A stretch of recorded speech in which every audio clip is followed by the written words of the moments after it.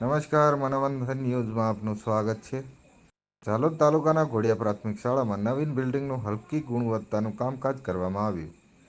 SMC પ્રમુખ પ્રાથમિક શાળા ઘોડિયા. ઝાલોદ તાલુકાના ઘોડિયા પ્રાથમિક શાળામાં નવીન બિલ્ડિંગનું હલકી ગુણવત્તાનું કામકાજ કરવામાં આવ્યું. ઝાલોદ તાલુકાના ઘોડિયા પ્રાથમિક શાળામાં નવીન બિલ્ડિંગનું કામ ચાલી રહ્યું છે.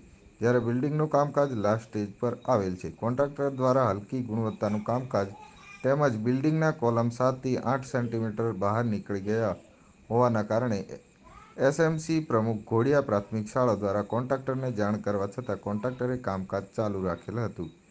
જ્યારે આ બાબતે પ્રિન્સિપાલ અને શિક્ષકો દ્વારા અવારનવાર કોન્ટ્રાક્ટરને કહેવા છતાં કામકાજ સદંતર હલકી ગુણવત્તાનું કરી પ્રિન્સિપાલનું અને એસએમસી પ્રમુખ ઘોડિયા તેમજ એસએમસી સભ્યોનું એક પણ વાત સાંભળ્યા વગર કામકાજ ચાલુ રાખ્યું હતું.